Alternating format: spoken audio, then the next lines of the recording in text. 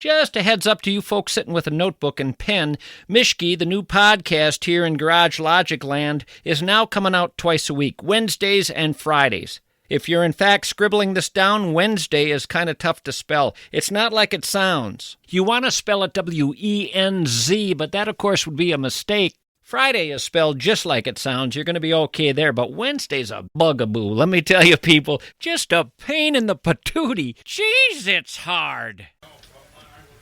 Josh Arnold, investment consultant, brings you Garage Logic Podcast number 1669, November 26, 2025. 62 degrees on this day was the record high. That was in 1914, and it was 16 below on this day in 1977.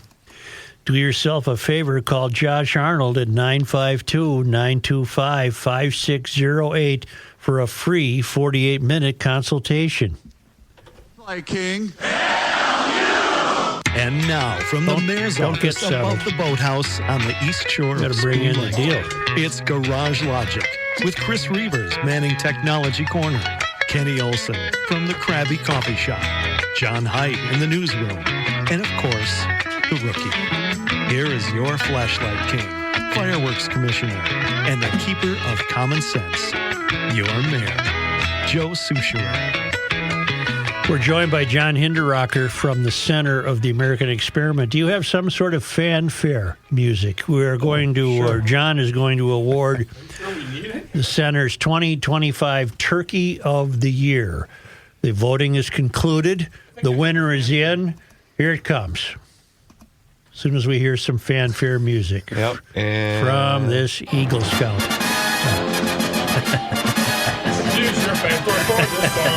There it is. There it is. Front and center. All right, John. There were all kinds of nominees: $1 million bathrooms and green lines, buses, and surfing on the Rum River, and walls wasting our money to prepare for a congressional hearing. Who or what is the 2025 Turkey of the Year? Joe, it wasn't very close this year. We had kind of a runaway winner. Thousands of votes were cast, and 53% of them went for Tim Walz's $430,000 legal bill to help him prepare for his testimony before a House committee. Congratulations, Governor. Well, that's doubly interesting because of the money wasted, that was the least amount. Yeah. Well, one of the things that we found over the years, Joe, is that anything with Tim Walz attached to it will get a lot of votes. Tim Walz is so unpopular. How unpopular is he? Dang it, I missed my line. He's so unpopular that it didn't happen so much this year because we keep telling people not to do it. But, you know, we start the Golden Turkey process by soliciting nominations from our audience, our email audience, our web audience, and so on.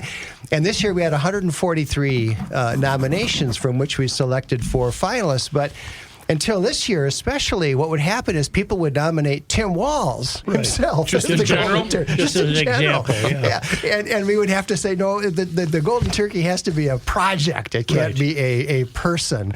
But that gives you some idea of where Tim Walz stands. Well, and even though the Walz administration turned fraud into a project, that didn't qualify really as I suppose you got some nominations for it, but that didn't really fit the parameters of the Turkey Awards. Well, I think Feeding Our Future won a couple of years ago, if I remember correctly. Yeah, I think Feeding Our Future has already won, although it could win year after year as more revelations. No, what becomes of this magnificent loving cup? Well, does it go to the lobby at the American Experiment? Yeah. You've had custody of it here for a while, and I guess I'm tasked with bringing it back to our office, where it occupies a place of great pride. And these $100 bills are so realistic looking. I've been tempted to try them. Yeah, I got stopped at SA There's twice. a few people that work at convenience stores that might be fooled. I got stopped But I'm twice. not going to do that. Right. This will go back to the American Experiment. Well, congratulations. As long as you're here, I need you for something else. Kenny alerted me to this. Yesterday you had a piece on the Powerline blog where you've pursued the idea that Elon Musk has done some data research on the so-called X, which used to be Twitter. And you've discovered what? Well, Twitter itself, or X, has information that is normally not public. So they actually know the location from which an account originates, but they don't make that public. And for an hour, I guess it was, day before yesterday, Elon Musk, I think it was done on purpose, disclosed the location of all these Twitter accounts. Where are they actually coming from? And so a whole bunch of people took screenshots and did some research and so on, and it turned out that there are all kinds of really fictitious and fraudulent accounts on Twitter, which I think we all knew, but we got some details here. So, for example, all these accounts that say, I'm in Gaza and I'm huddled among the ruins and there are bombs falling around me and the people are starving. Well, it turns out that those eyewitness accounts from Gaza are actually being posted from places like London and Poland and are just completely fictitious. And there's many more examples like that. Well, in your piece, you also write this: it is illegal for foreigners to contribute to American political campaigns, although it happens most notoriously in Barack Obama's presidential runs. But nothing prevents foreign governments or interests from contributing to American nonprofits or American universities. Islamic countries have given large amounts of money to American universities, which I think, meaning you, which I think is partly responsible for the widespread anti-Semitism on American campuses. If you can redirect a multi-trillion-dollar government by spending a few million on campaign contributions or consulting contracts, that's a pretty good deal. But fake X accounts are even easier and even cheaper. It costs virtually nothing for a malign operator to set up accounts, farm engagement, and accumulate enough followers to be at least to seem influential. What is happening there? Well, I think what's happening, Joe, is that there are all kinds of malign actors on social media. And here we're talking specifically about X. Some of them, I have no doubt, are working for, being paid by the Russian government, the Iranian government, people like that. Others, I think, are just troublemakers. But it happens on both sides. So, I mean, for example, there were a number of American Indian accounts that are just routinely attacking and denouncing white people, on behalf of Indian is in the country of India or Native Americans? Native Americans. All right. Yeah, supposedly Native American accounts. Well, it turns out that they were originating from Bangladesh. Really? Yeah, nothing to do with actual Native Americans. But the other thing that you see is some of these accounts that say, I've had it with the Republican Party. I used to be a Trump supporter, but I'm done. I'm finished with Trump because of X, Y, and Z. And a lot of those accounts are originating from, Bahrain or something. I mean, again, just completely fictitious. And one of the things I'd really like to know more about is some of the division that we have seen recently on the right. And I don't know if you're familiar with a young guy named Nick Fuentes. Yes, I am. But nobody ever heard of Nick Fuentes, 6 months ago. And now people are claiming, and liberals in particular are claiming, that he's the great spokesman for young conservative men in particular. And he supposedly has got all these followers and so on and is highly influential. Well, I know a lot of conservatives, Joe, and I don't know anybody who pays any attention to Nick Fuentes or others like him. And I suspect that his alleged big following on X is primarily bots and fake accounts. Well, what I've read about him, I've never read him. What I've read about him is that he's an evil doer, that he's a Hitler fan, that kind of goes down that kind of road. Are you suggesting that's not him? No, I think he exists. Yeah. But he's a professed fan of both Adolf Hitler and Joseph Stalin. Right. And so is the Minneapolis City Council. That's backward.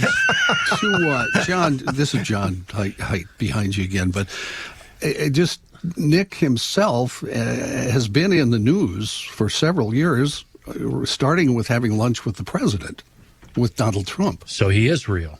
Oh, he's real. He's no, real. There's a guy. There's no question about that. But what I'm saying is I think that his alleged influence, his many thousands of followers on Twitter and so forth, retweeting his tweets, I suspect that mostly consists not of actual young American men, but of these malign fake accounts and outright bots. That's my guess. The bottom line is social media, not only is it an echo chamber, it reads your algorithms, it feeds you what you want to see and hear, but it seems more and more that the goal of all these so-called bots from other countries is to get us fighting, get us arguing with each other.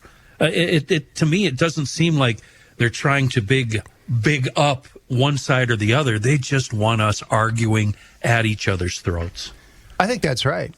I think that somebody has figured out, or multiple somebodies probably have figured out, that they can sow a lot of division. They can cause a lot of useless anger and kind of bring things to a halt in terms of our public discourse, being at all positive, using social media. And I think that just briefly, when Elon Musk lifted the lid on the locations from which sites are actually originating, it gave us a glimpse into that process.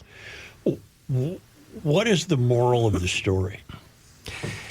Well, I think the moral of the story, Joe, is not to take all these things so seriously, to use your own common sense, and in thinking about current events and in thinking about the news. My common sense applied to social media is to watch golf lessons that I get. Yeah. and Cat and dog videos. And great music clips. Yeah. Beyond that, I find it appalling.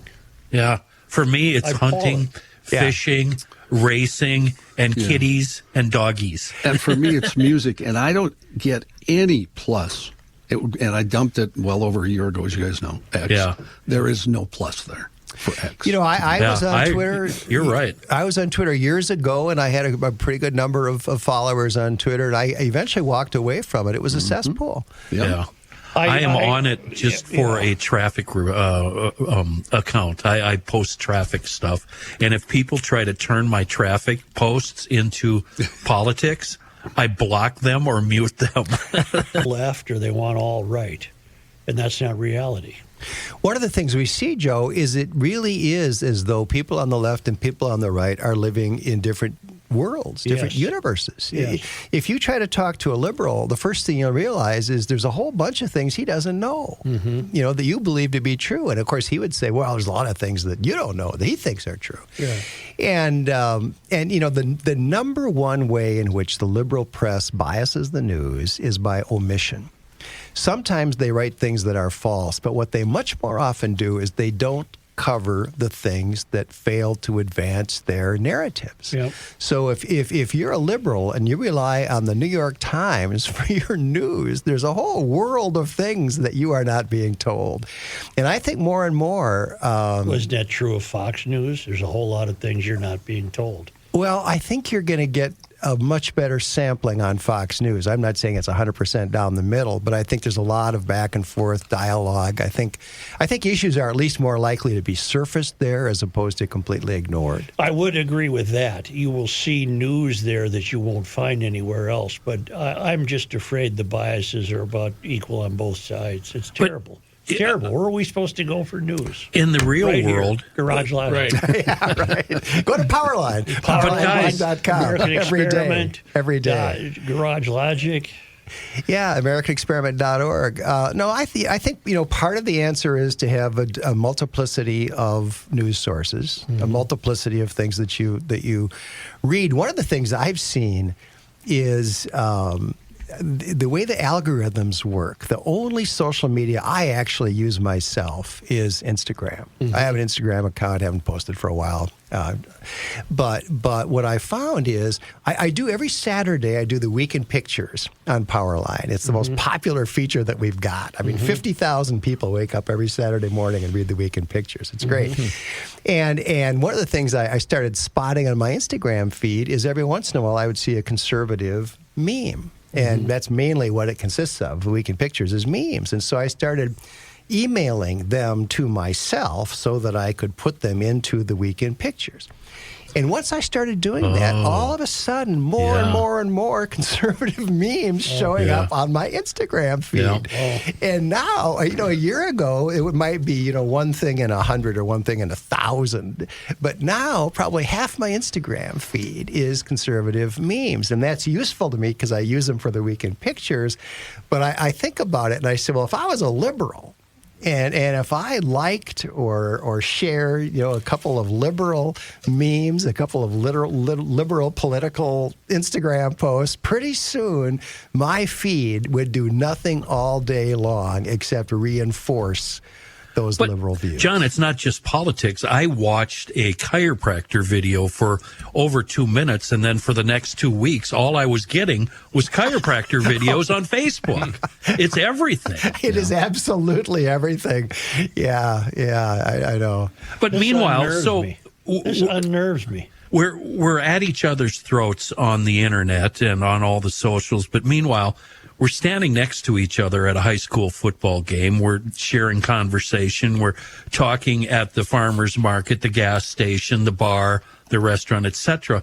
Life in the real world is a lot different than life on the internet.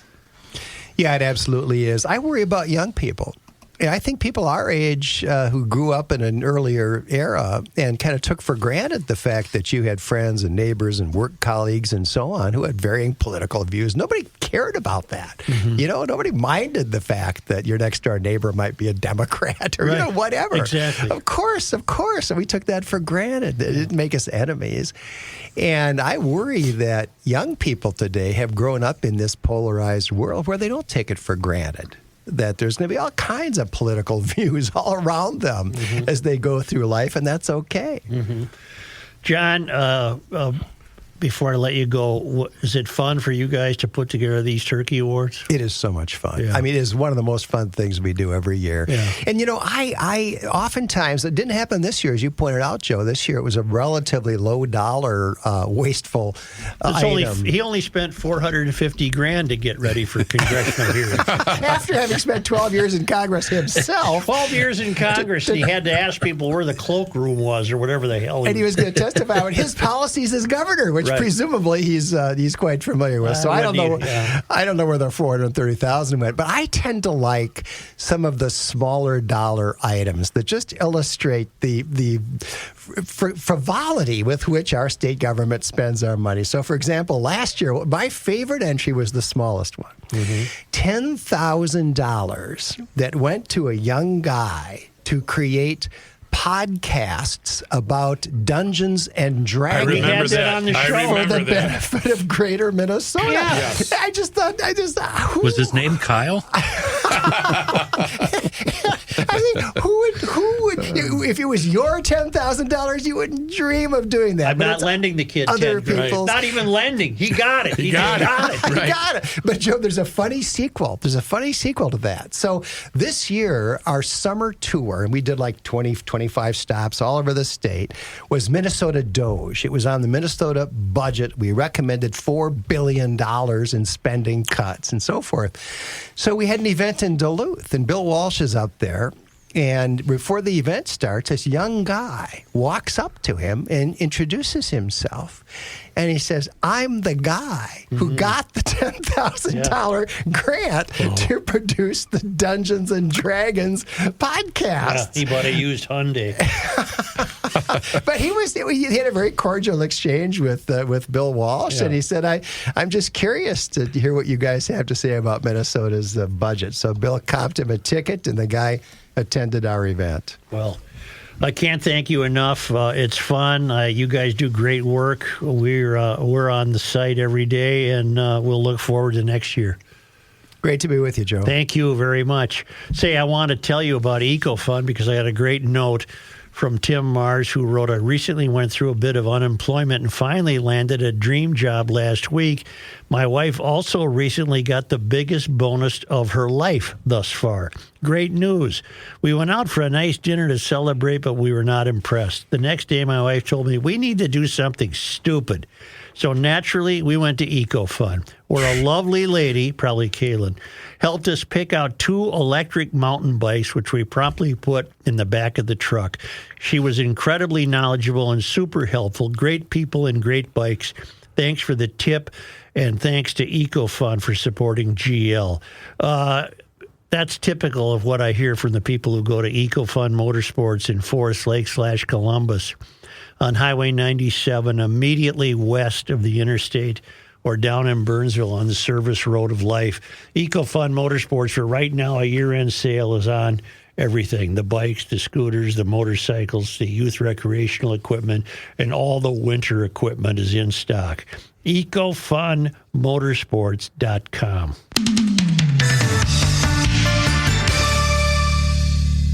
Reavers here once again for my guy, Mr. Money Talk, Josh Arnold. Does thinking about retirement make you uncomfortable? Well, sometimes the anxiety from wondering if you've saved enough can be overwhelming. But what if I told you that you could ease those tensions in just 48 minutes? Well, Mr. Money Talk is going to be able to sit down with you and get you on the right track for your financial future. Josh has navigated it all when it comes to uncertain market and economic conditions, and he'll always provide straight talk, never sugar-coated advice on how to reach the finish line with your retirement goals. Don't let your financial worries give you an ulcer or keep you from calling Josh right now. His 48-minute, no-obligation consultation could be just what you need to feel better about your future. Call Josh today at 952-925-5608 and set up your free 48-minute, no-obligation consultation. That's 952-925-5608. Investment services offered by Josh Arnold Investment Consultant, LLC, a security investment advisor. Past performance is no guarantee of future results. All investments involve risk. All comments and opinions are Josh Arnold's and do not constitute investment advice. Chris Reavers is a paid endorser. Fast breaks, buzzer beaters, block parties, they're all back, and Underdog is the best place to get in on all the action. Whether you're into basketball, football, hockey, or any sport in between, Underdog is the best place to play, and playing on Underdog is easy.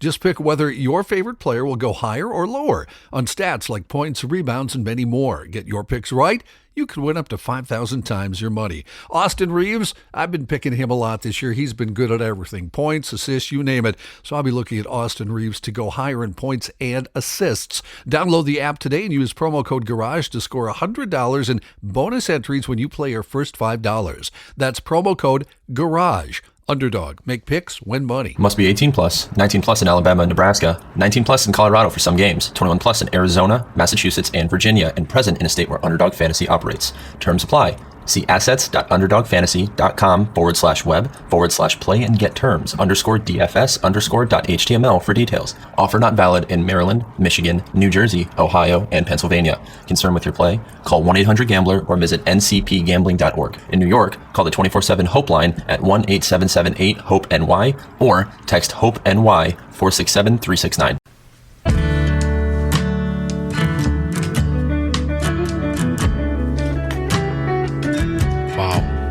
The Earth is not your mother.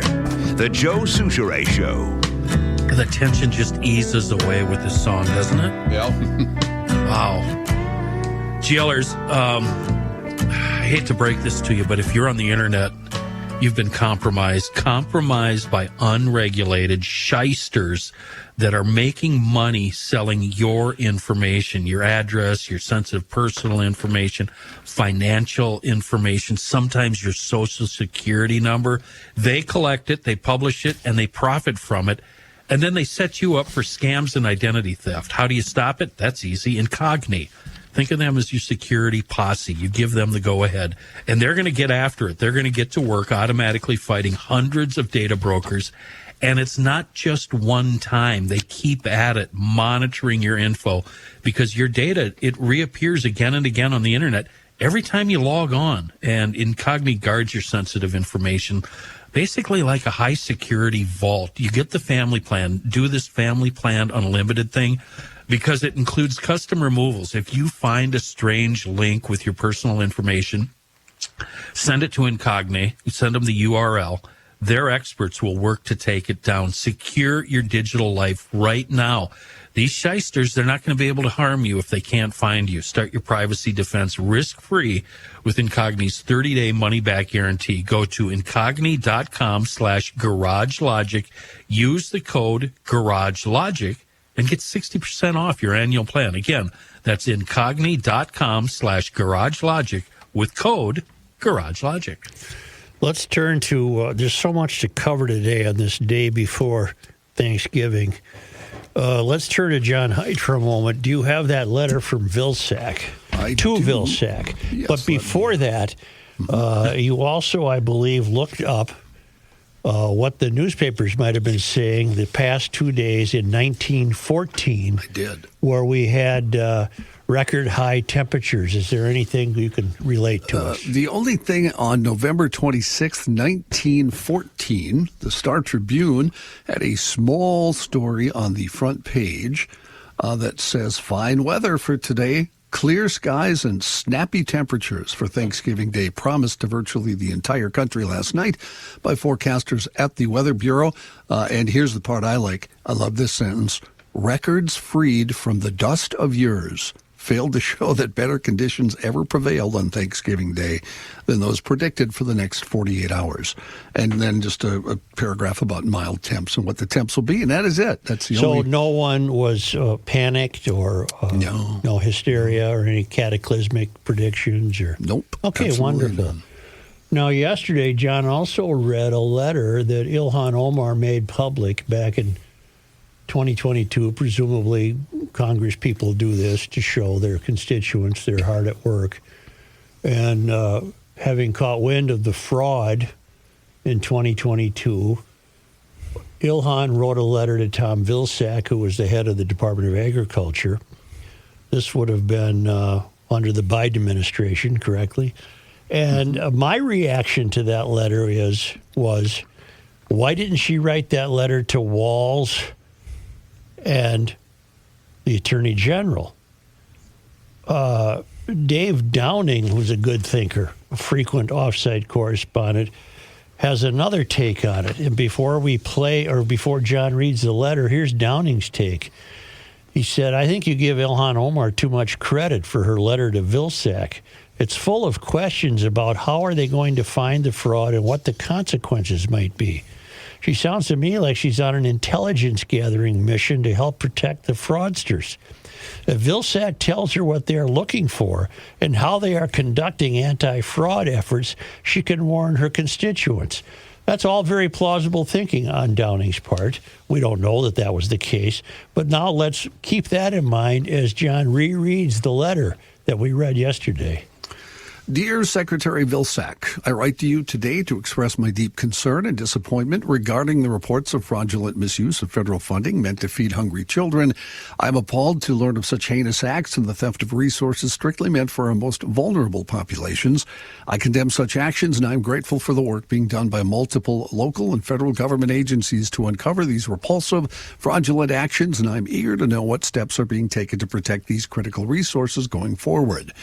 As someone who has faced childhood hunger, I've made combating the epidemic a major priority since taking office.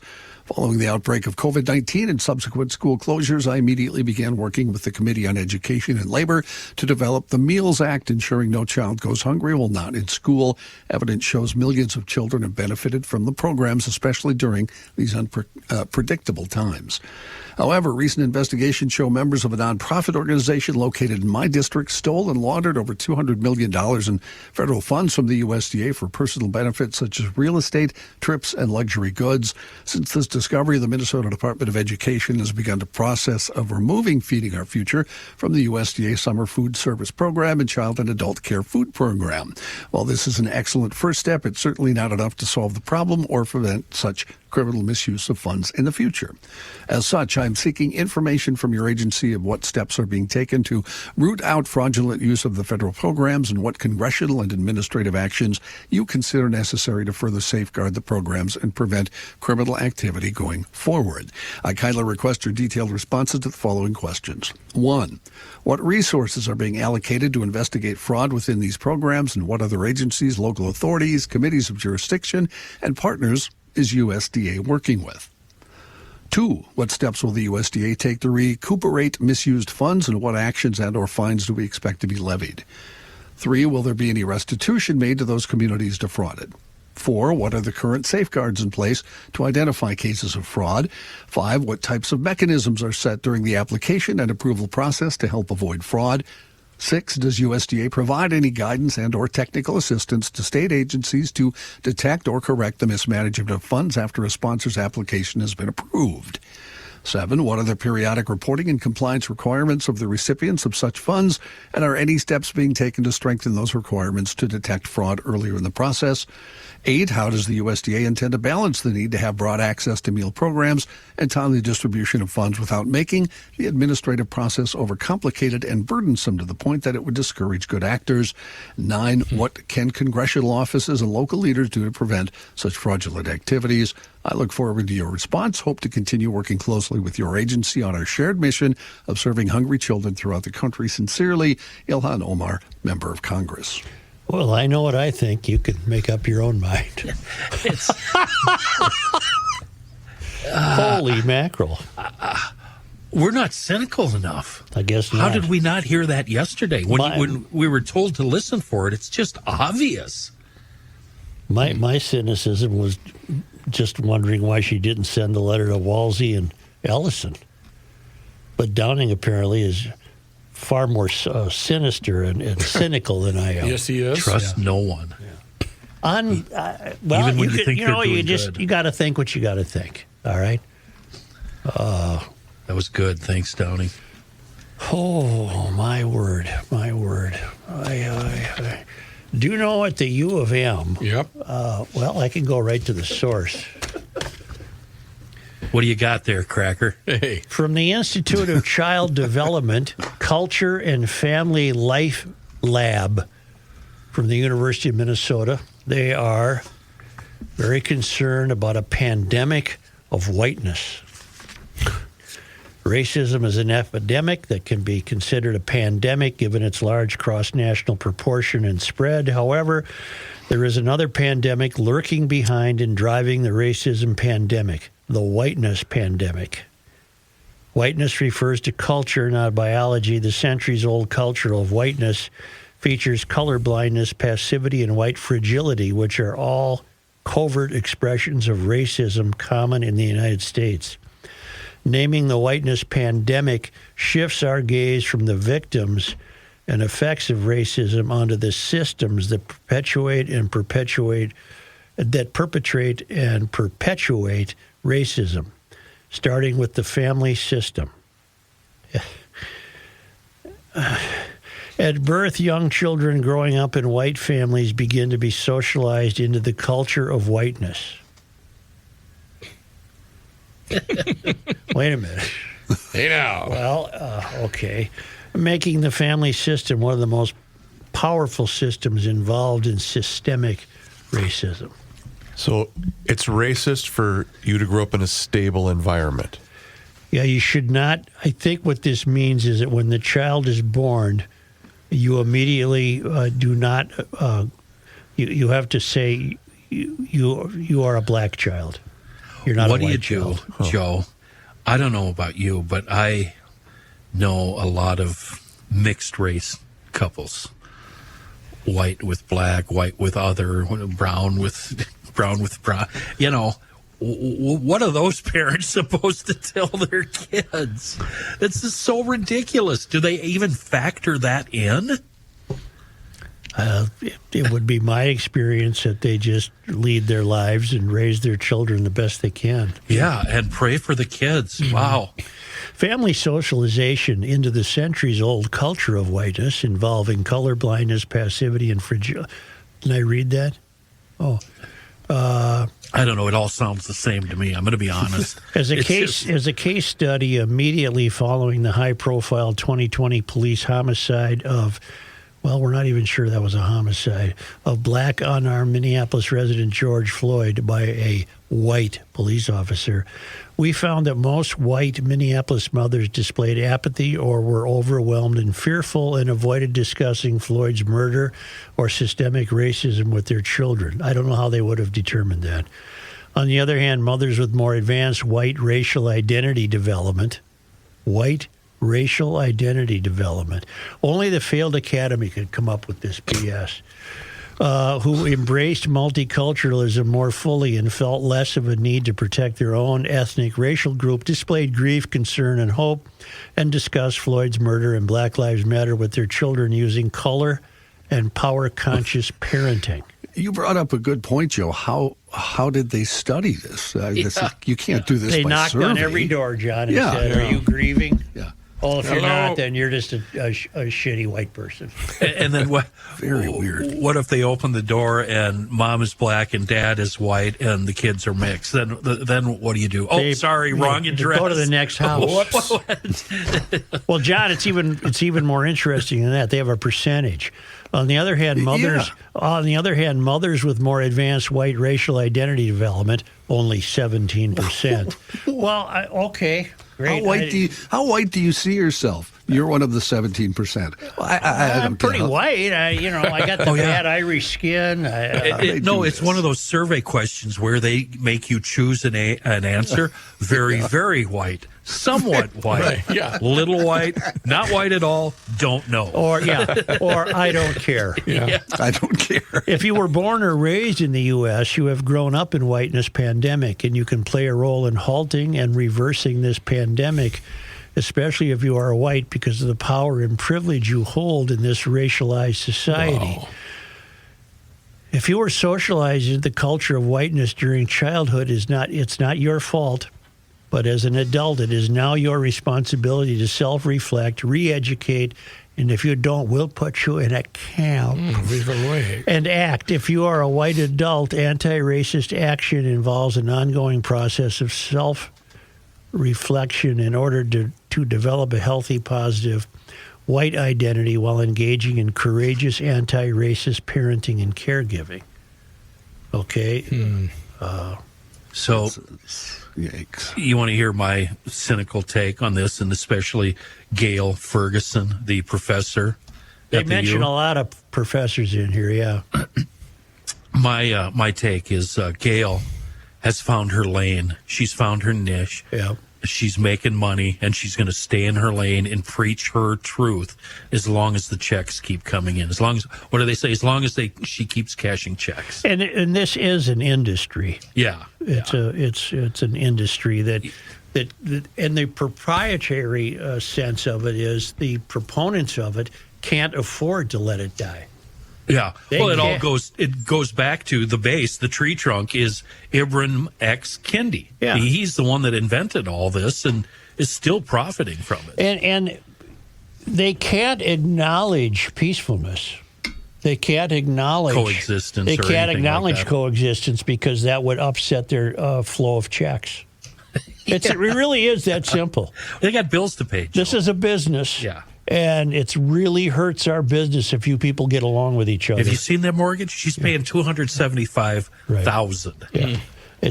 It's really, for that really, little dump. really upsetting our business if you people have the audacity to actually get along together. We can't have that in this country. The audacity. Yeah. Do you know what I thought of when you were reading that story? Coming soon to the University of Minnesota is what Hennepin County released, like a month ago or so? Yeah. I use he, him, and his. Ugh. And when someone uses my pronouns, it makes me feel respected. I use he, him. And asking for someone else's pronouns. Okay, stop a minute. Question to be applied to that. You know that we played this. Kenny was gone. That's right. All right, play it again. Oh, that makes me angry. Yeah, this is from Hennepin County to its employees. To avoid misgendering my coworkers. I use they, them pronouns because sharing my pronouns creates an inclusive environment. I use she, her, hers. And when someone uses my pronouns correctly, it tells me my coworkers care about me. Welcome to the Why Pronouns Matter video training. No. By the end of this training, you will be able to. No, I can't. No. Well, here's an interesting application to that.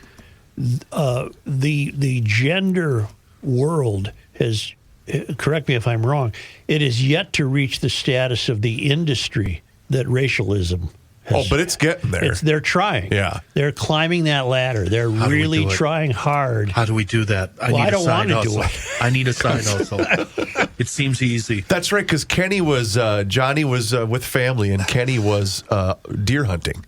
What are all the names you guys call me behind my back? Those are my pronouns. Dumb, dummy. Right. Yep, dumb effer. They salute Black Lives Matter, which is a highly corrupt organization that no one should give a dime to. But that's not going to stop the industry. So we have to have courageous parenting and caregiving. Racism still exists because they're deathly afraid to acknowledge that it doesn't. I feel for the kids. And you paid for this, GLers. We all did as Minnesotans. Among the many things we pay for is the University of Minnesota, and we paid for this gibberish. And just keep in mind that what this is Kenny nailed it. We've been saying for a long time on this show, this is a business. This is an industry, the race industry. My biggest disappointment with Obama was that he just played along with them. He didn't take any independent steps to tell these people they're full of BS. He didn't do a damn thing. Nobody could have healed things more than him, and he failed miserably to make any efforts in that regard. This is just absolute B as in B, S as in S. We're told it's not your fault that you're white, but you really have to do something about it. Well, what? Right. Yeah, what can we do? What the hell am I supposed to do? We can't do blackface anymore. I can't change my skin color. Right. Oh, but this is about culture. This is about your attitudes. My hair has been woefully straight since the day I was born. All I've wanted in life, and I've told many people this, is one of those great, big, awesome afros. I've never been able to have one. Get that pick going through there. Yeah. Oh, my God. Now, Thanksgiving would be, let me look at the clock Thursday. That's right. Thanksgiving would be a great time to reflect on your whiteness. As you're gathered around for the feast. But I had something I wanted to tell you about that. In the failed academy, we're also undoing Thanksgiving.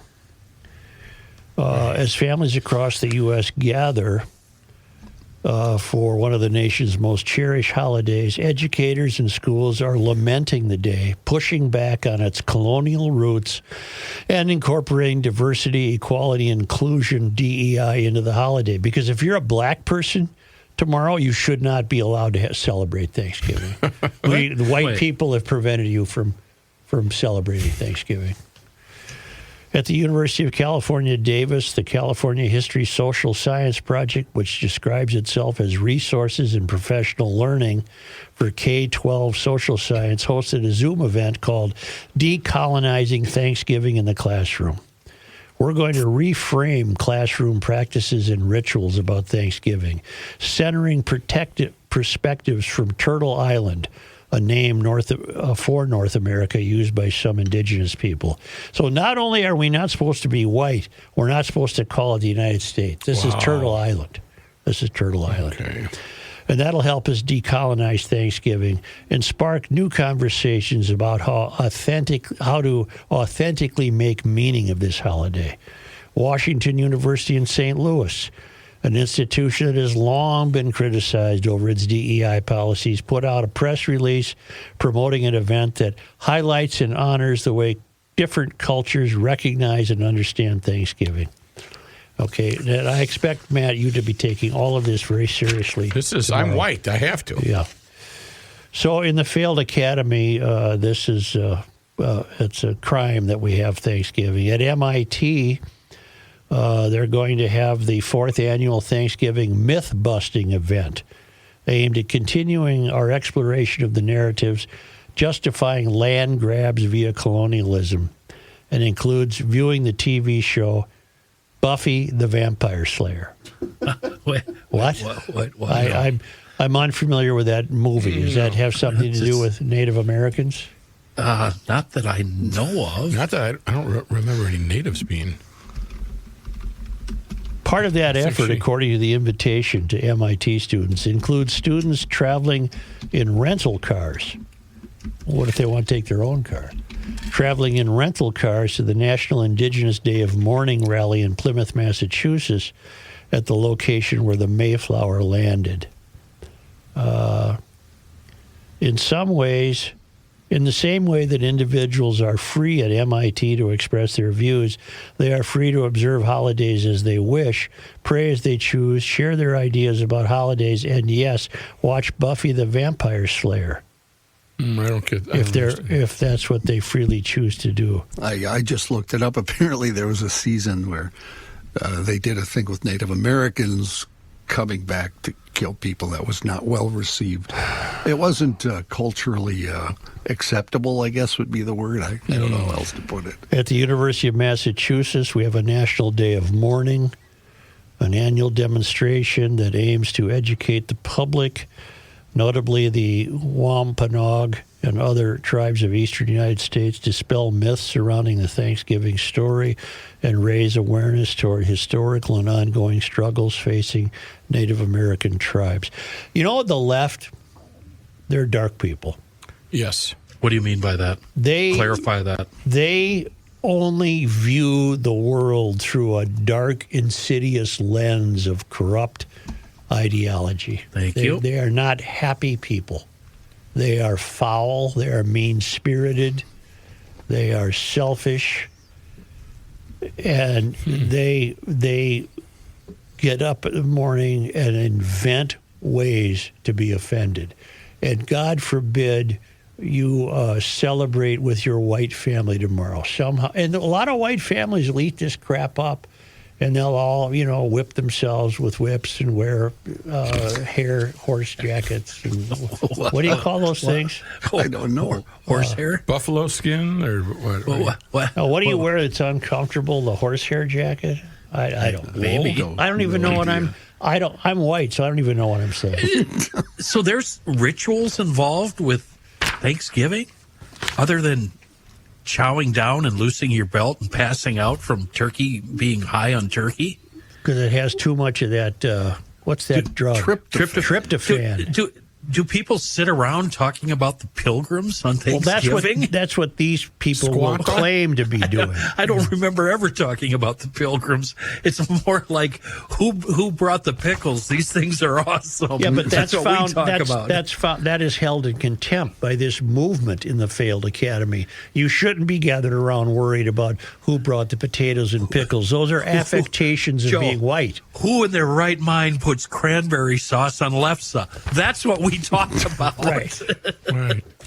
Why don't we go get Johnny Heidt after I tell you that time's are wasted to get that garage door tuned up or even replaced with precision garage door, because if you go with precision garage door, you can get a new door. $100 off a single door for GLers, $200 off a double door for GLers. The garage door designer comes out. You sit around, chew the fat, pick the right door model for your budget. If you like your current door, but you're worried, you're thinking, I better have her checked out. I don't want this baby to conk out on me in the dead of February. So you could book a Precision Doors Noisy Door Tune-Up Special for $149. The special includes a 25-point safety inspection and diagnostic, full garage door tune-up. Get ready for the cooler weather ahead, and it's here now. We got at least an inch of snow last night. It was terrible. Annual maintenance reduces future wear and breakdowns of your door. Book online at precisiondoormn.com or call 612-263-6985 to schedule your free on-site new door estimate or book a noisy door tune-up special with Precision Door Minnesota.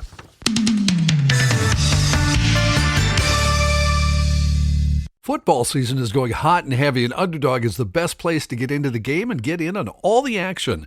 Best part of Underdog? How easy it is to play. Just pick whether your favorite players will go higher or lower on stats like rushing yards, receptions, touchdowns, and lots more. Get your picks right, and you could win up to 5,000 times your cash. This week on Underdog, I'm looking at Josh Jacobs, picking him to go higher for touchdowns, and it seems like Matthew Stafford is always a good pick to go higher on passing yards. Download the app today, sign up with the promo code GARAGE to score $100 in bonus entries when you play your first $5. That's promo code GARAGE. Underdog, make picks, win money. Must be 18 plus, 19 plus in Alabama and Nebraska, 19 plus in Colorado for some games, 21 plus in Arizona, Massachusetts, and Virginia, and present in a state where Underdog Fantasy operates. Terms apply. See assets.underdogfantasy.com/web/play and get terms _DFS_.html for details. Offer not valid in Maryland, Michigan, New Jersey, Ohio, and Pennsylvania. Concerned with your play? Call 1-800-GAMBLER or visit ncpgambling.org. In New York, call the 24/7 Hope line at 1-877-8-HOPE-NY or text HOPE-NY 467-369. Play for Patrick Positive Thursday is coming today, Wednesday, and it's brought to us by Schoonover Body Works and Auto Care in Shoreview. They're at 1060 County Road E. Anything you need for your automobile, get some tires on that thing, would you? Do that at Schoonover's up there in Shoreview. Mike, I want to talk about Play for Patrick one more time. We're coming off a what I think might have been a successful fundraising effort last week with Give to the Max. You guys and Play for Patrick was our charity of choice. I'm kind of scared to ask this question, but I think all GLers want to know. How'd it go? What did we raise? What's going on here? Well, great question, Kenny. It was a really, really good Give to the Max week. And thanks to you guys and the GLers, we set a record for our foundation. And between the online donations with the GLers for Patrick and the offline donations, we raised $33,000. Oh, wait a minute. What was our goal? I think it was around 15.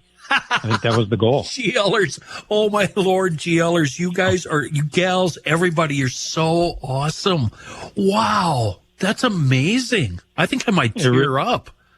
It really is. I'm just so thankful. I wish we weren't doing all this stuff. I wish Patrick was here, but he's not. And the reality is that we're doing what we're doing, and we get the support of the community and the GLers and our volunteers and everybody that helps us screen these young hearts. And it's just we're just very fortunate and very blessed. And very appreciative for everything that everybody does for Patrick's Foundation. That is amazing. I am so happy for you. I'm happy for all of us.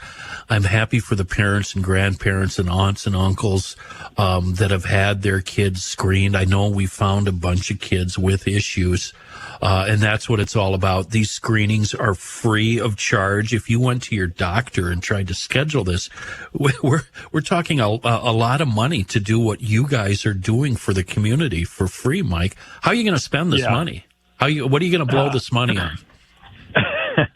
Well, again, we don't have any paid employees or nobody that takes a salary. So everything goes back to the foundation. So, we'll be buying those outdoor AEDs. And then we're talking about maybe getting a higher powered echo unit for us to purchase. We buy all that stuff used. The hospitals and clinics use really, really expensive stuff, and I bet you they got rules on how long they can use it. But for us to buy their used stuff or their hand-me-down stuff at the secondary market is just a fantastic opportunity for us. So I'm sure we'll probably invest in one or two more of those units, and just so that we can. Those things are like 3D. I mean, just the accuracy of those units is just crazy. So I think we'll be looking into that, but the money's going to go to good use. Good. I know both John Heidt and I have been hooked up to those machines, and you're right, they really are amazing. I never even considered a secondary market for this and this equipment. We're not talking about going down to Axeman here. This is serious stuff. That's pretty cool. I'm just so blown away by 33K. GLers, thank you so much. Yes, absolutely. So thanks, Kenny, and thanks, to you and the rest of the dummies up there for helping us pull this off and make this happen, and to all the GLers that helped us out. We're very thankful, and what a great way to spend Thanksgiving. Yeah, no kidding. We're very thankful for GLers this week and year-round, actually. Meanwhile, I just want to take one shot at the driving public. Put some tires on that car, okay? Please. This morning was ridiculous. We need to slow down. We need to drive like we're adults, and we need to put tires on those cars. And you get those tires from Schoonover Body Works and Auto Care, the official shop of Garage Logic, always rated as one of the top shops in the metro. The website, schoonoverbodyworks.com. Mike, thank you very much. You and your family have a wonderful Thanksgiving. Thank you, Kenny. You as well, and thanks a lot, GLers. Happy Thanksgiving, everybody. Okay, I got it. It's the end of the world as we know it, and he feels fine. Steve Martin. Joe Souchere. North American Banking Company is here for you, your family, and your business because they have been investing in your success since 1998. And way back then, they made a promise to deliver a better banking experience for their customers where you get to know your banker and that they also know you. And they are locally owned and operated. Here's why that's important. That means loan decisions are made right here in the Twin Cities. They are not sent out of state. So this helps all of you business owners solve problems quickly and also expand your business with confidence. You see, they deal with numbers every single day, but you are never going to be one of them. And you know what? They have the same updated online and mobile banking tools as all of those other big national banks. So check it out for yourself. Go online today. It's nabankco.com to learn more. You can also stop in at any one of their 6 Twin Cities locations, which is 50th in France, Roseville, Woodbury, Hastings, Shoreview, and Maple Grove. Once again, nabankco.com to learn more. North American Banking Company, member FDIC, is an equal housing lender. Joe? Motoring my way here today, I was pleased to note a city pickup truck with a plow blade was attending to the bicycle path on Pelham. And it looked fantastic as I was struggling up the icy part they've left for cars that had not been treated. Yes. And that's wonderful. And now it's nice and clean. It won't be used again until May, but it's great. And one more thing before we get to John. Everything all the praise I heaped on you, Reavers, for being an Eagle Scout. God, now what? Yeah, what's new? Is now what out, else has he done? Nobel Prize? It's out the window. Okay. Why? You tell me who wrote this. Joe was enjoying the show yesterday, particularly amused to hear that moron number 2 is a fellow Eagle Scout. I got mine in January of 1977. Kenny mentioned the scout camp he went to. That would be Many Point. Among several times there, a few memories stand out. One year, one of the dads brought his boat up, took us water skiing during the afternoon, and then used an angled picnic table as a launch pad, entertained us with skyrockets. Needless to say, the camp director frowned on both activities, and he wasn't invited back. Another time to let us go sailing on those little small sunfish sailboats on a very windy day. No one survived the gales of that July, and I was the last one to tip over. Scout's honor, and it's signed by who? That's got to be Angie, because moron number 2 was mentioned. Mm-hmm. Yeah, he always mentions the morons. Right. Yeah. Chris, Angie is an Eagle Scout. Well, no, that's all you need to say. Right. You don't need to say anything. Noted. Angie is an Eagle Scout. I think, oddly enough, his Eagle project was the mirrored helmet. He wears a mirrored helmet around town. I once again have to rush to the defense of my good friend Ingy. Oh, boy. I have spent some time with him, and I found him to be a very interesting and fun and informative individual. Well, as crackpots go, he's Were not you bad. sober? Were you sober? No, not even close. Okay, Matthew. okay. No, got it. Neither one of us were. Noted. I would like to point out, Kenny, that Ingy often sends me messages, and I answer them, and he always yells at you guys because he says, I'm the only one that ever answers his messages. Well, I don't answer That's no, true. Well, In he's your got me defense, there. Yeah. Well, here is John Heidt in his newsroom. Thank you, Joe. This news is brought to you by North American Banking Company. A large group of local and federal law enforcement officials spotted at a home in St. Paul yesterday morning, and that drew hundreds of protesters. The apparent raid started before noon in the city's Payne-Phelan neighborhood. According to St. Paul police, federal agents were working a detail on the 600 block of Rose Avenue when protesters broke the barrier. Several agencies were involved, including U.S. Immigration and Customs Enforcement, or ICE, U.S. Marshals, St. Paul police officers, and St. Paul Fire Department officials. Witnesses reported what appeared to be tear gas deployed as protesters gathered. Agents later used what appeared to be pepper spray on demonstrators. In a video statement, St. Paul Police Chief Axel Henry confirmed that chemical irritants were used.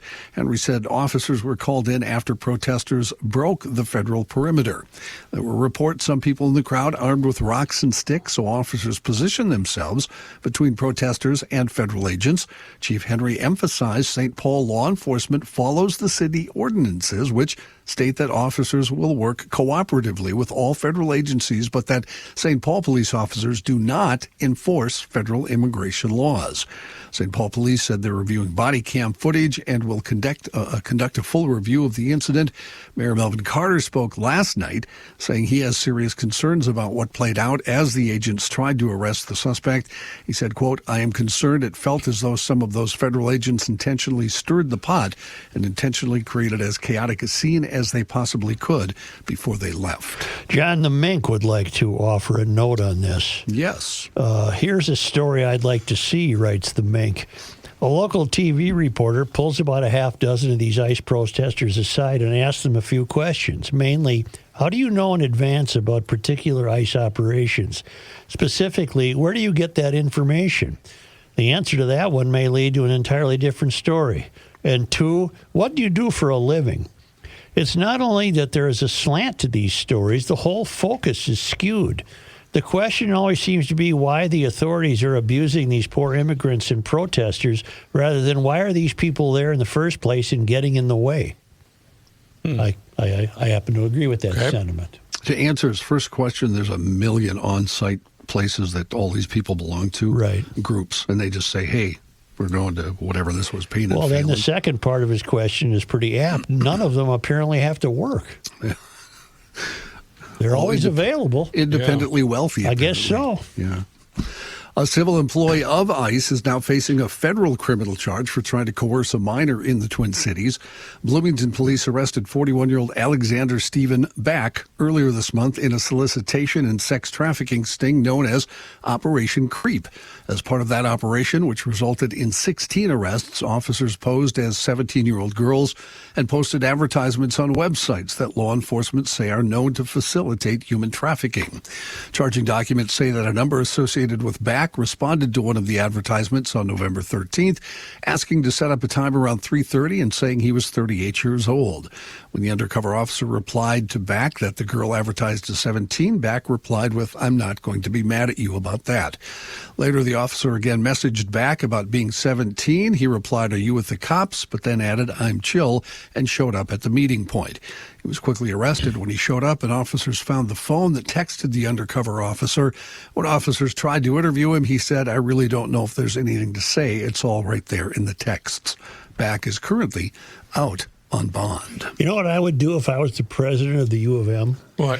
I would fire all the people involved in the whiteness pandemic program, and I would say to them, you are not contributing to the goodness of humanity. You are merely sowing further and further divisions. Goodbye, all of you. Wow. That's what I would do. You're funny. Yeah. Can you run for that office? Or do you No, have I to can't. be nominated? Remember earlier, Joe, when you were talking about how we deal in realism? Yeah, that's true. Come on, Joe. That isn't realistic. That would go over like a fart in church. That's right. Right. Star Tribune reporting, and I pulled this just for you, Joe, because I know you're a birder, I think. I do like to look at birds, yes. Alex Burchard helped boost tourism near statues of Paul Bunyan and Babe the past several days as enthusiastic birders flocked to see his rare find on Lake Bemidji. He spotted a juvenile male Pacific common eider Friday afternoon along the south shore of the First Lake on the Mississippi River. EIDER? Eider, correct? Eider, yes. We like our eiders. As of Monday, it was still there, still attracting dozens of birders from Duluth and the Twin Cities. The sea duck's extended stay is highly unusual for Minnesota, so this is what birders call an accidental sighting. It's not supposed to be here, and why it isn't exactly clear. No. The 37-year-old Burchard of Cass Lake said he should be out eating mussels in the Arctic Ocean, but he's landed on the Mississippi River eating zebra mussels. I'll be damned. The local birding expert immediately shared his uncommon sighting of the common eider online. A couple of people that were in the cities immediately stopped by. He said, bird people are crazy. Yes, they are. This is the second chaseable common eider in the past 50 years. One stuck around Duluth a few days in 2014, but it hadn't been previously spotted in Minnesota since 1966, according to the Minnesota Ornithologists Union. I didn't get much response to my help, wondering why my birds are flapping in neutral and won't settle down on the feeder. I only got one, and the guy said it's because they're seeing their reflection in your window. I don't know if that's true or not. Did you buy that generic crap from Aldi? Is that why they're not taking it? I got it from a hardware store. Oh.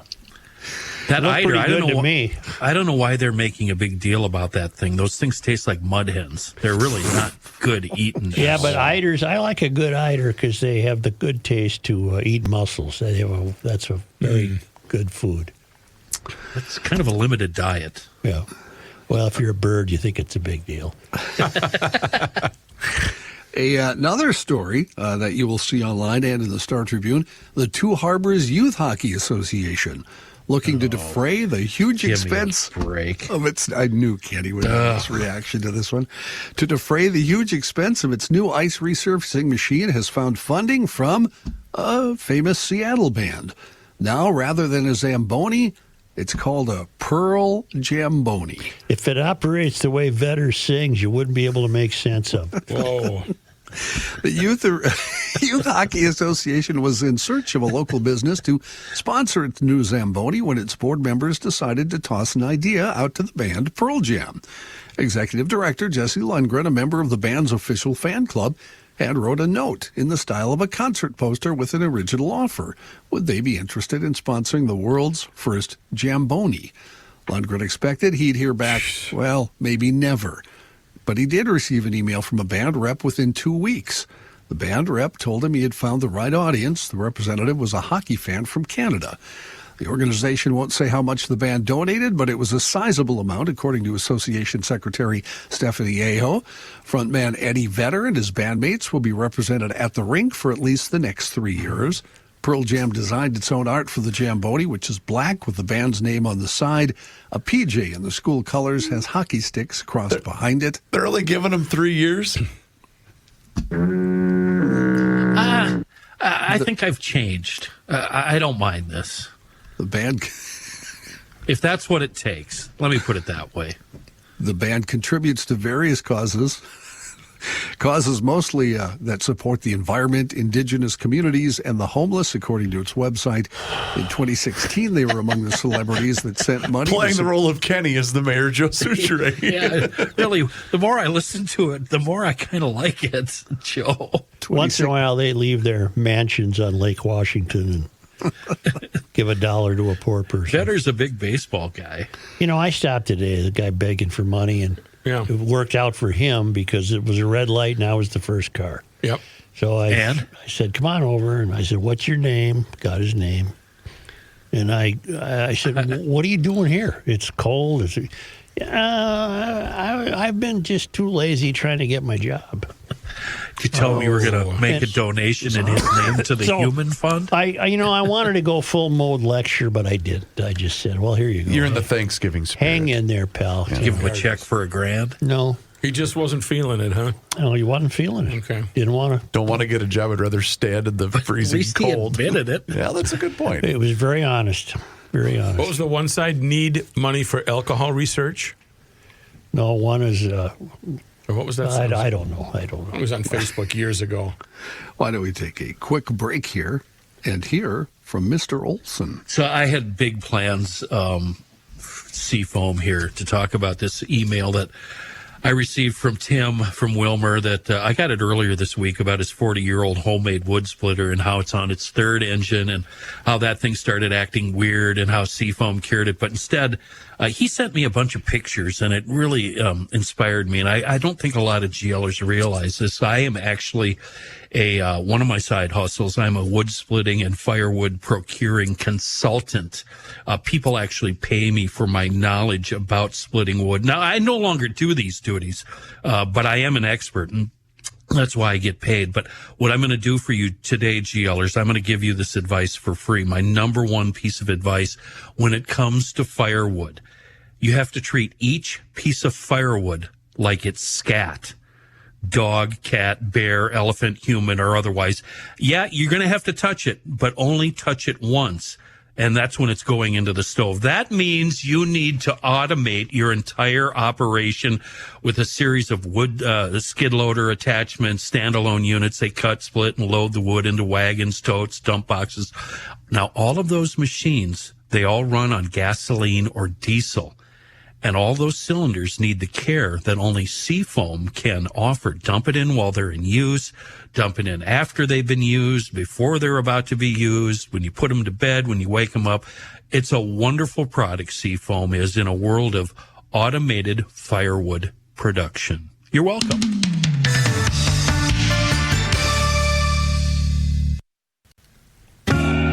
You cannot stop him. He'll just make a move. Joe Souchere. Hey, it's the holiday season. 'Tis the season. And right now is a great time to visit We Are Nuts and wearenutsmn.com. Give the gift of hand batch snacks made right here in the great state of Minnesota. You're going to be getting together with family. Bring the We Are Nuts crew with you. Why not? And you know what? Right now, you already knew that they were available at all Fratelloni's Hardware and Garden Stores locations, Max Hardware locations, Lunds and Barley's, Kowalski's Markets, now available at Cub Foods and Quick Trip locations. That's right. Doesn't matter what you're in the mood for. Maybe it's the maple bourbon toffee almonds, the cinnamon toffee peanuts, which my kids absolutely love, the hot nuts, the official toffee peanuts. It's all there for you. The cashews are the favorites of the mayor. But if you go online, you can see their entire selection. Again, go to wearenutsmn.com and please let the entire crew know that you heard about them here on the Garage Logic podcast. This guy just came in and put an Eagle Scout sticker on your computer. I see that. Yep. Oh, yeah, that's very sweet. It's very nice. In national and international news, little Thanksgiving wrap up here. 82 million Americans expected to travel 50 or more miles this weekend. 73 million plan to hit the road by car. 6 million will fly. About 94% of Americans say they plan to celebrate, with around 87% serving turkey alongside classic sides like stuffing, mashed potatoes, and rolls. The top last-minute buys in 2024: cake pans, measuring cups, and meat thermometers. Well, for white people, it should be a day of mourning. For dessert, pumpkin pie reigns as the nation's top. Yeah, I'm not a big fan either. No, I hate it. I've never been a fan of pumpkin pie. Are you kidding me? Won't eat it. I can eat an entire pie in one sitting. I'm sure you can. Really? A pumpkin pie? I French like silk, pie. yes. No, pumpkin pie. I could eat a pumpkin pie every day for the rest of my life. Wow. We entertain on Thanksgiving, and annually there are several people that bring pumpkin pie. 3 pieces are gone, and then we've got 3 pumpkin pies that are left over because nobody I wish eats I them. lived close by. I would give them to you because I don't eat it. I recently got heavily into the pumpkin cream cheese pie. Oh, no, that's different. Okay, now you're talking my let's go here.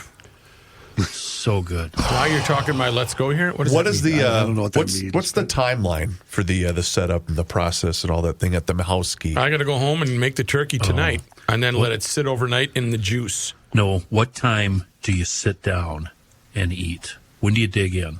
Don't tell me 4 o'clock either, or I'm going to go off. 4:02? We did it yesterday, Kenny. We sat down at 4 o'clock.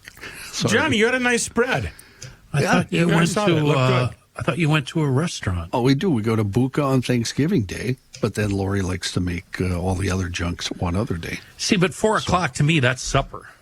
Well, yeah, that's what we counted it as. We have everybody come over at 2 o'clock. Most of us only eat one meal in my house every day anyway. How you doing, Joe? You're looking pretty excited. What chores? What have you been tasked with for the number of patrons that are coming to your chapeau? I'm waiting for my assignment. Vacuum?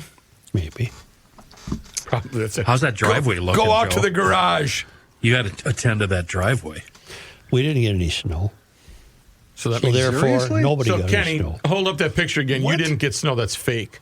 Wait a minute. You didn't get it? We got a dusting in St. Paul. Really? Yeah. Are you serious? Yes. I'll be honest. I barely got anything either.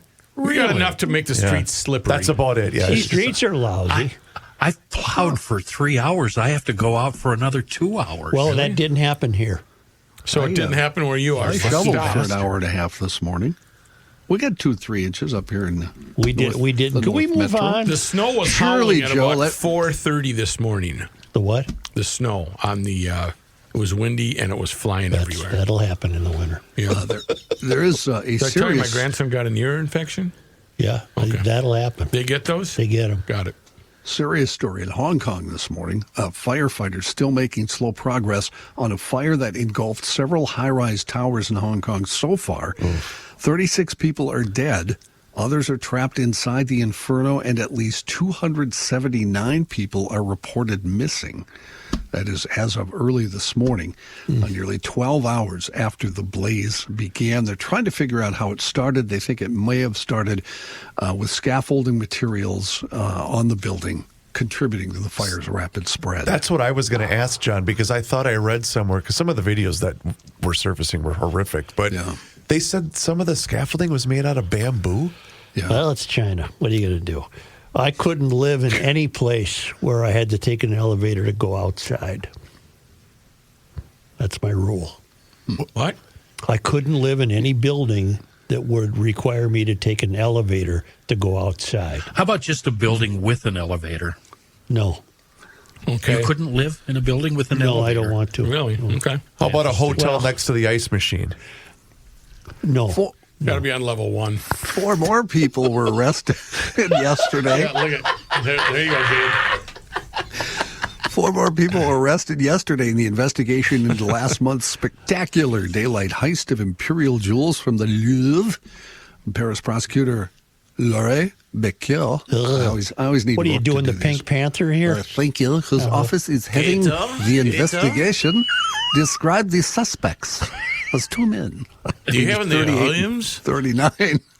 And 2 men aged 31 and 40 from Paris. The statement did. Oh, that's a she, Laurie. Sure. Her statement didn't say. Hey, don't be misgendering. Yeah, Her what's statement didn't pronoun? say what role they suspected of having played in the October 19 theft. Police can hold them for questioning for 96 hours. They haven't been charged yet. Now, they have already arrested a bunch of people in this. The Dragnet caught other suspected members of the 4-person team.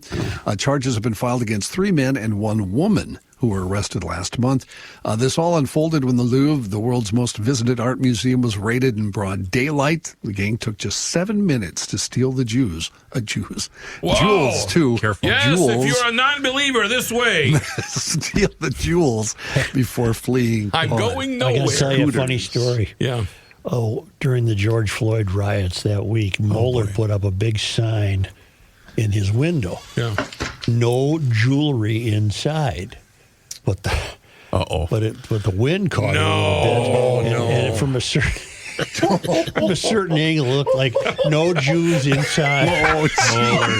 Mueller. Which is a problem in Highland Park. Yeah. Right. That's not what the sign said. It said no jewelry inside. But it was funny. It was funny. That is funny. If he was in Minneapolis, he would have probably got a parade thrown for it. Right. Wisconsin. Wow, that's funny. Wisconsin authorities have asked a state court to revoke the conditional release of Morgan Geyser. She's the woman who in 2014 almost killed her 6th grade classmate in the name of horror villain Slender Man and escaped from a group home earlier this week. I don't think she's made a lot of improvement. I don't either, yeah. A Waukesha County Circuit Court judge agreed to seal the petition filed by the Department of Corrections. A Waukesha County judge earlier this year had approved releasing Geyser from the state mental institution to live in a group home. Well, she cut off her GPS monitoring bracelet on Saturday night, fled the group home in Madison, Wisconsin, with a 43-year-old companion, according to authorities. She was found by police outside of Chicago Sunday night, about 170 miles from Madison. She did not fight extradition to Wisconsin in a Chicago court appearance yesterday. Wisconsin authorities have 30 days to pick her up. Geyser's attorney did not respond to an email seeking comment on the state's request to revoke her release. If Geyser's conditional release is revoked, she could be sent back to the mental institution where she spent most of the past 8 years. She also could face new charges in connection with the escape. Now, seriously, I look at her and I read of her exploits and I feel terrible, but it doesn't say much for the treatment she got for 8 years. Right. No, it doesn't seem to have moved on. No, not at all. Viola Fletcher, who was a child in 1921, saw her affluent black neighborhood torched by white citizens in what became known as the Tulsa Race Massacre, has died. What was she at the time of the Tulsa Race Massacre? She was 8, I think, or 7. Well, this story tells. Hang on one sec. She was 111, which would mean, what year is this? Wow. 2025. So she was born in 1914. So she was 7. Yeah. She was 7 at the time. Her death announced in a statement by Mayor Monroe Nichols of Tulsa. Her death leaves just one surviving witness to the massacre, Leslie Randall, who was also 111, 6 months younger than Ms. Fletcher. The Greenwood neighborhood of Tulsa, Oklahoma, was home to about 10,000 people in the early 20th century and was known as the Black Wall Street for successful entrepreneurship of its residents and the prosperity of the families that lived there. The neighborhood was destroyed in the massacre, which led to as many as 300 deaths and mass homelessness. Early on the morning of June 1st, Viola said she woke up to a banging sound, thinking it was someone beating a rug, until her mother told her she had to get out of bed quickly. The day before, word had spread in Tulsa that a 19-year-old black shoe shiner, Dick Rowland, had attempted to rape a 17-year-old white elevator operator, Sarah Page. Page later denied that Rowland had done anything wrong. The case was dropped, but by then, already many rumors going around the city. Hundreds of heavily armed white men gathered outside the courthouse where Rowland was being held. Then armed black veterans of World War I arrived, seeking to prevent a lynching. That didn't happen. Shooting broke out, rioting broke out, and before it was all over, the entire section of the city pretty much was destroyed. The 2001 report by the Oklahoma Commission that had examined the riot said black-owned businesses, theaters, restaurants, hotels, and the offices of doctors and lawyers were destroyed. Nobody was ever held legally responsible for any destruction or deaths in the city. For the first time, scientists have identified 4 ages at which the average human brain rewires. All right. Ages 9. Okay. 32. Please say 57. Please say 57. 66. Oh. And 83. What happens at 83? What do you mean rewires? It tells how it works if you keep learning fast, if you learn slow. It's a long, involved story that was very, very interesting. I tried to, dumb it down. Can you just trim it up for Joe as short as you can, just so he...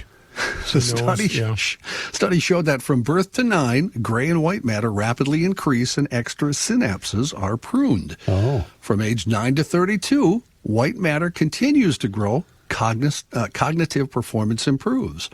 32 to 66, things kind of stay the same. Brain architecture stabilizes, leaving personality and intelligence mostly unchanged. Early aging begins at 66, when neural activity is largely concentrated in subnetworks, and late aging begins at age 83, when connectivity decreases further. Oh, boy. Which that'd be different for everybody, though, right? I think so, John. Yeah, what about the kids that are geniuses that graduate high school, at age 13? They get dumber as they go on. Yeah, they get dumber earlier. Yeah. I think I tapered off at age 9, and I'm still there. I'm pretty sure. I'll second John, that. thank you very much. You're welcome. Say, Bradshaw and Bryan personal injury attorneys are available if you're like me and many other people.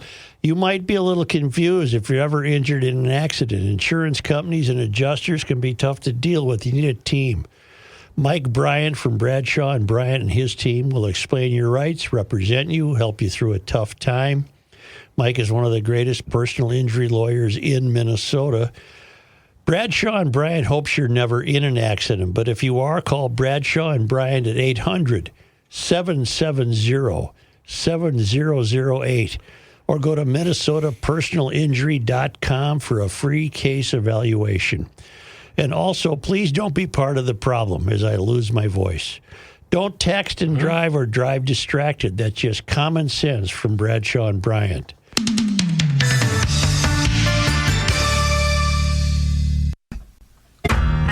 Here's a man who spends hours in hardware stores, sifting through the nuts and bolts of life. Joe Souchere. If you're looking for something to be thankful for, well, look no further than Minnesota's Freemasons. Why, do you ask? Well, for a couple years now on GL, I've been sharing with you all the great things those Minnesota Freemasons are doing. Really big things like donating over $6 million annually to support cancer research, aging studies, and children's communication disorders. Fine work for those 8,000 Freemasons throughout the state of Minnesota. They also work together to make the world a better place by focusing on what we talk about here in Garage Logic, the core values of friendship, personal development, and just helping those in need. Minnesota's Masons, they give away dozens of scholarships each year to tomorrow's leaders. You got to check out their website, too, if you're interested in a scholarship or applying. This year, they'll give out over $900,000 in student scholarships for 2025. And to date, they've given out over $13 million in total scholarships. That's why we're just great fans of Minnesota's Freemasons. They're donating their time and talents to foster the next generation of business and civic leaders. If you want to learn more about Freemasonry or about the scholarships, upcoming events, whatever it is, visit mnfreemasons.org. That's mnfreemasons.org, and they wish you a happy and joyous Thanksgiving Day. We have a Hennepin County jury who tossed out... we have a Hennepin County judge who tossed out the jury's guilty verdict in a $7.2 million home health care fraud case. The trial of Abdi Fattah Yusuf was heard in August, and the jury heard evidence that he ran his home health care company out of a mailbox at a Central Avenue address where multiple other home health care companies were supposedly located. Yusuf and his wife Lul Ahmed were charged with stealing $7.2 million of our money through Medicaid overbilling in a personal care assistance scam. The couple allegedly spent tens of thousands of dollars on the fraud money on luxury items for themselves. It wasn't a difficult decision whatsoever. The deliberation took 4 hours at most, based off the state's evidence that was presented. It was beyond a reasonable doubt, jury foreperson Ben Wolford told Carol Evan News. This story was all over the socials, but it's now all over the news, and you can find it. Despite the jury swiftly convicting Yusuf, Judge Sarah West said that they got it wrong, overturning the verdict and issuing a judgment of acquittal. Defense attorney Joe Tamburino, who was not affiliated with the case, reviewed the decision and analyzed it. He said Judge West ruled that the state's case relied heavily on circumstantial evidence and that she believed the state didn't rule out other reasonable inferences. That, in fact, there could have been other reasonable theories other than guilt in this case. That's what it comes down to, Tamburino said. Despite the ruling, though, even West, the judge, wrote that she is troubled by the manner in which fraud was able to be perpetrated at Promise Health. That was the guy's name of his fake business, Promise Health. State Senator Kristen Robbins, chair of the House Fraud Prevention and State Oversight Committee, said she's now reviewing if any state laws need to be tightened. I was stunned. We want to strengthen state law so that we can get prosecutions out of these cases because clearly a jury thought he was guilty. Jurors from the case can't believe the decision. I am shocked. Based off all of the evidence that was presented to us and the obvious guilt that we saw based off that evidence, Walford said. Another juror said, "We didn't take our job lightly. We went through a lot of evidence and discussed a lot and took our time, but we all came to an agreement pretty easily." The Attorney General's office filed an appeal Monday. Prosecutors are rarely able to appeal an acquittal, but they can in this case because the judgment overturned the will of a jury. What does this lady West know that the jurors didn't know? Yeah, right. So, where I read somewhere, and now of course I can't find it, that they think it was this guy's brother that was using his name. Where did I read that story? I don't know where you read it. Jesus. Here's another story on it. Let me go through that first. I'm quickly going through it to see what we found here. No. John, did you read anything like that? I just looked at about 4 different versions of the story, Kenny, and I did not see that in any of the losing my stories. mind. All right. I think she was a Dayton appointment. She was, yes. Dayton Correct. appointment. She looks very young. I don't know anything about her. She must know something we don't know. Either that or she got a big taste. She got an envelope of cash delivered to her. No, I'm kidding. I know. I'm kidding. Say that. I'm kidding. That's ridiculous. I don't understand it.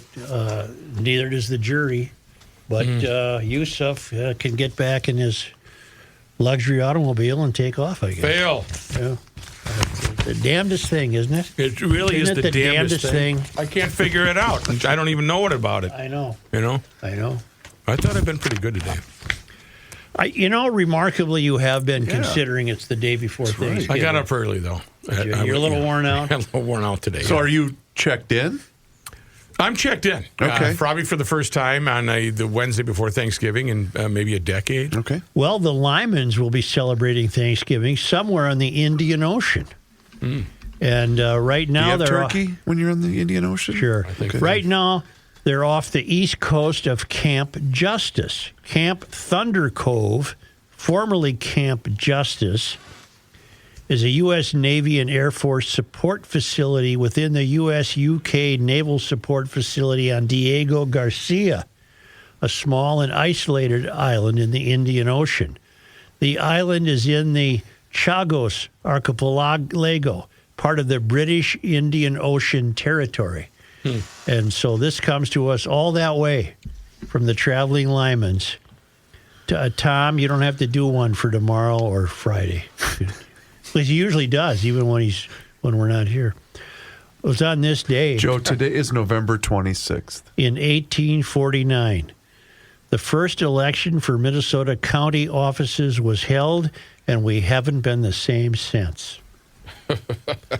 On this day, Joe, today is November 26th. in 1869, as photographer Charles Jimmerman of St. Paul tried to capture frozen Minnehaha Falls, he was struck by an icicle weighing between 200 and 300 pounds. Wow. Oh, boy.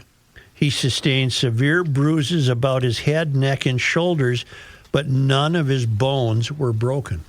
Amazing. That's amazing that it even made this day in history. It really is. On this day, November 26th, 1922, cartoonist Charles M. Schulz, creator of Peanuts, was born in Minneapolis. He'd be 103 today, wouldn't he? Yep. On this day in sports disappointment history. Joe, who'd we lose to on November 26th? Well, in 1960, the Washington Senators on this day officially changed their name to the Minnesota Twins. 65 years ago today. And on this day, on November 26th, in 2010, this is an all-timer. You might want to jot this down. Okay.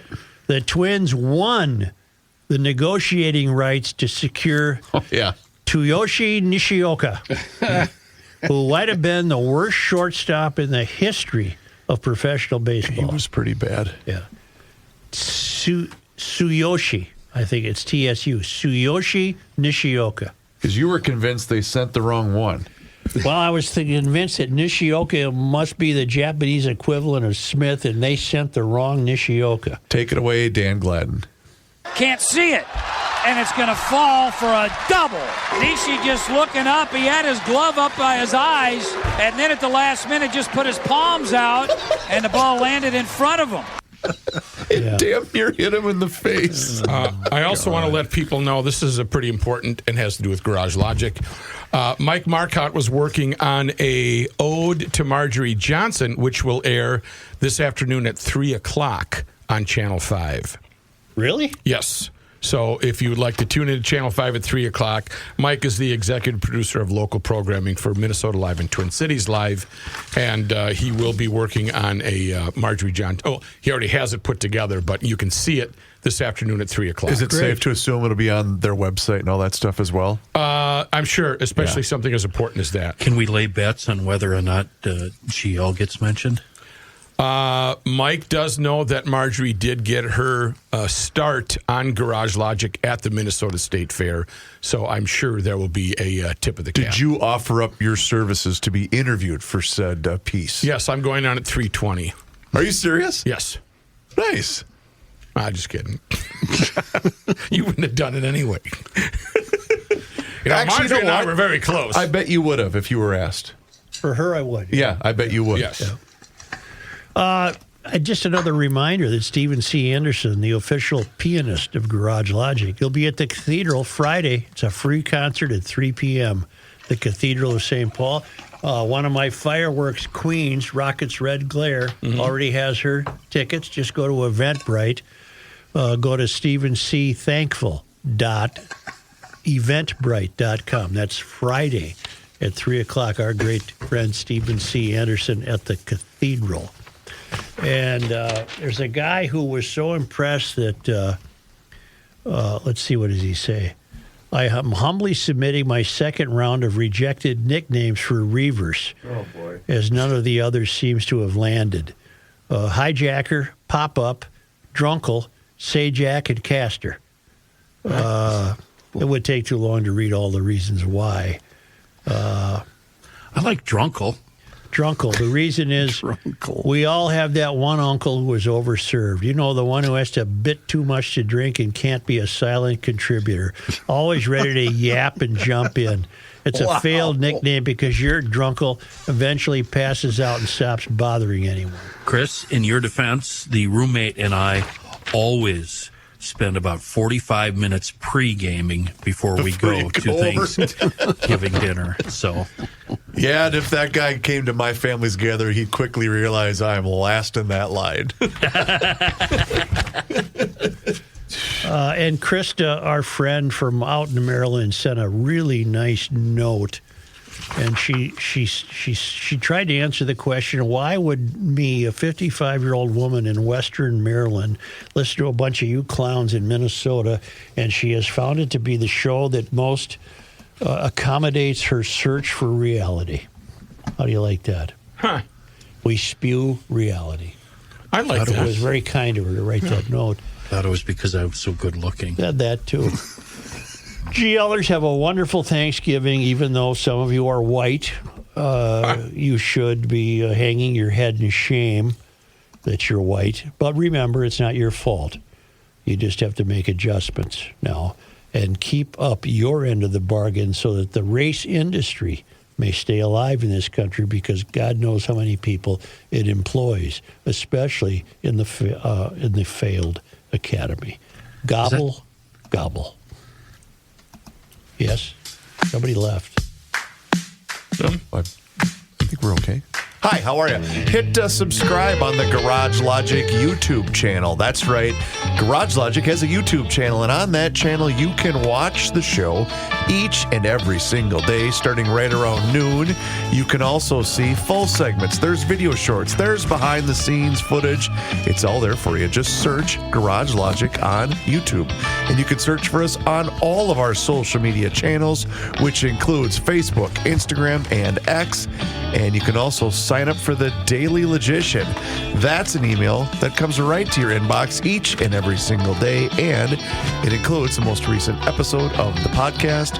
Find out more and sign up today at garagelogic.com.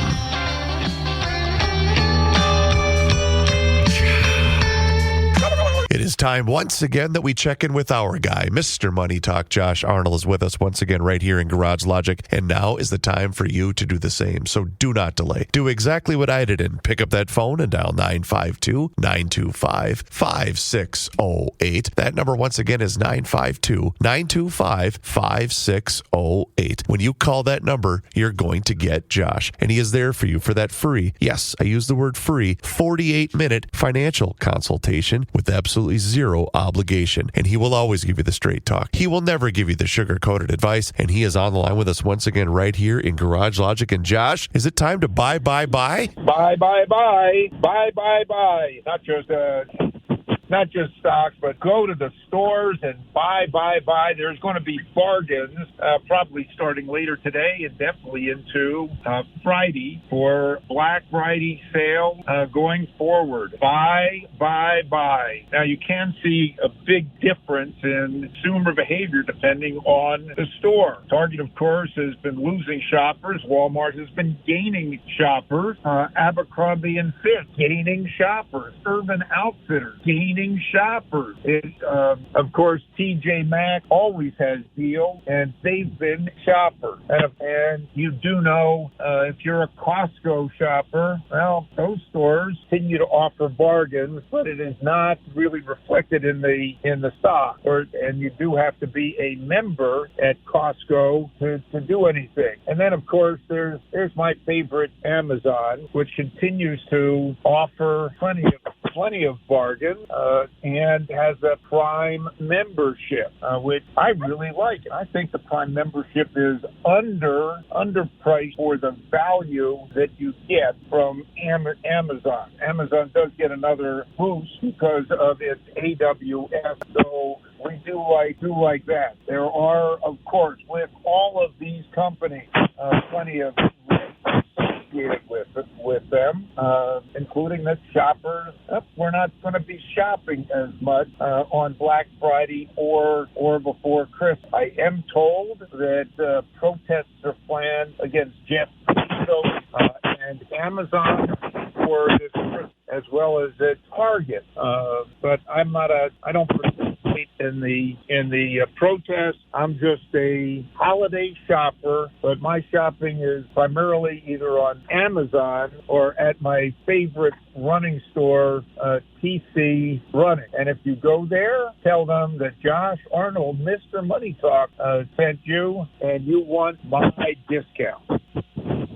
Excellent advice, as always, Mr. Money Talk. You heard him, GLers. Now is the time for you to pick up the phone and make the call for that free 48-minute financial consultation with absolutely zero obligation.